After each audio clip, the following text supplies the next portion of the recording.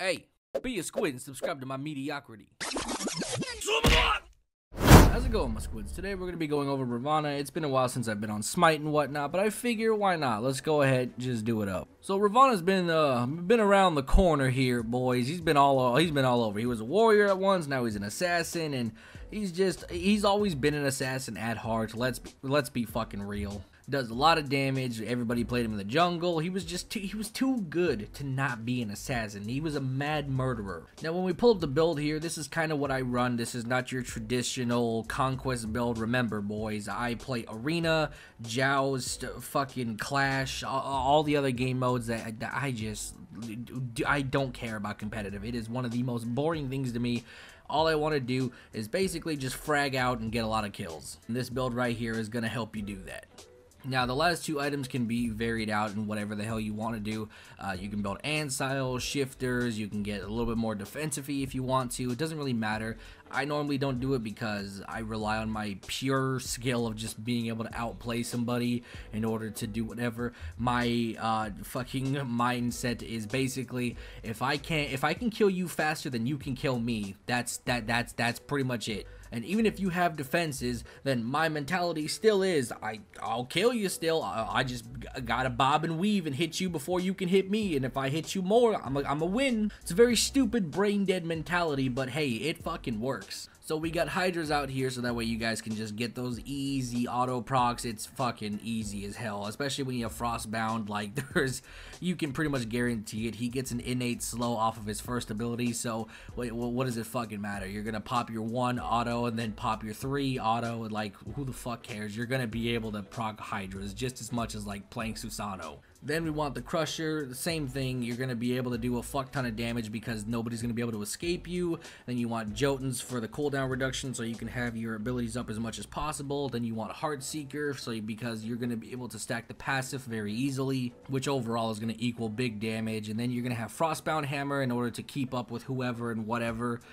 You can definitely swap out Heartseeker for Ancile, so that way, like, for 1 second, if you take any damage or whatever, they won't be able to use any type of abilities. That includes escapes, so in order to prevent them from, going anywhere even further without just, stopping them with autos, you can do Ancile, but it's better to just delete them nonetheless, so it's up to you. I rarely ever switch these items out, but sometimes I will if I'm getting absolutely shit on, I'll just cave and I'll buy the defenses, but for the most part, I'm too stubborn to do that, and I'm like, I'm just gonna kill you, so it is what it is. So moving on over to his passive, which is pretty self-explanatory. Just punch and hit things with your abilities and your autos, and you're gonna get a stack, which allows you to be a little bit more tanky than you normally would. Very simple stuff. There's not really much to it. His actual first ability is fucking Buddha Palm. You basically just boom, hit him with the fucking double palm fist, and then you just start wailing on him. Now, the interesting thing about this ability is that you get a fucking 25% slow for 2.5 seconds. So obviously, with this ability, you can see where we're going with this. You basically just run next to them and beat the shit out of them until they can't even fucking move, and it's on a 6-second cooldown, so for 6 seconds, they're gonna either try and fight you or run away. Either way, by the time the 6 seconds are up, you're gonna either A, hit them again, or B, they're dead.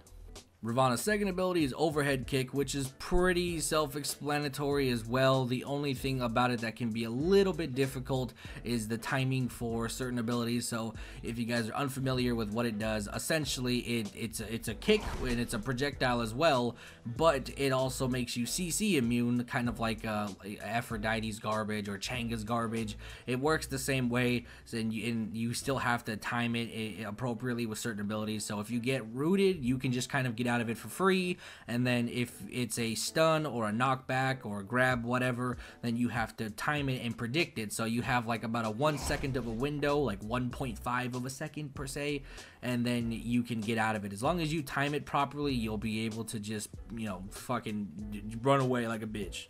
But don't hesitate to use this as a fucking way to kill somebody, because literally it does a fuck ton of damage. So I'm not saying that you have to do with that, I'm just saying don't forget that it does hurt. His third ability is fucking what I like to call the dim mock, which is just you are straight up dead if you get hit by this ability. You get hit, boom, boom, boom, boom, you're stacking Heartseeker, boom, boom, boom, you're restacking Heartseeker, boom, boom, boom, hit him, you stacking Heartseeker again, boom, boom, boom. It's just, you're fucking dead, dude. There's nothing you can actually do.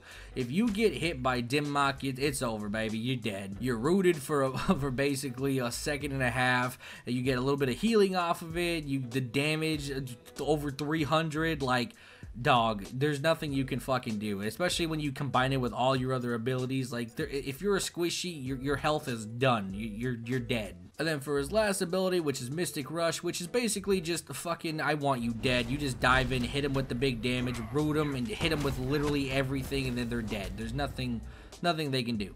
The only wrong way to use this ability is if you dive in at the wrong time and kill yourself. That's pretty much the only thing, is just the moment you commit Sudoku, it's pretty, that's on you, dog. You fucked that up. But you can use this ability to engage, you can use this ability to chase, you can use this ability to secure kills, you can use it to KS, you can use it to beat off, you can use it to run away. It doesn't fucking matter, you can use it for anything. So like I said, as long as you're not committing Sudoku, you're pretty much good to go. There's not really a bad way to use that ability. It's pretty much free shit no matter what.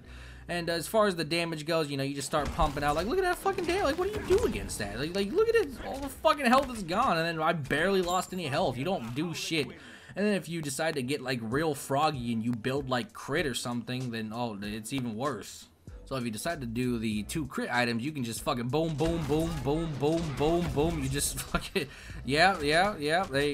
fucking, it doesn't really matter. Honestly, you don't need the crit items. As you can see, that took about the same amount of time as the other one. So building crit really doesn't make too much of a difference unless you build, like, I don't know, all crit. And even then, it still doesn't, it's not nearly as good.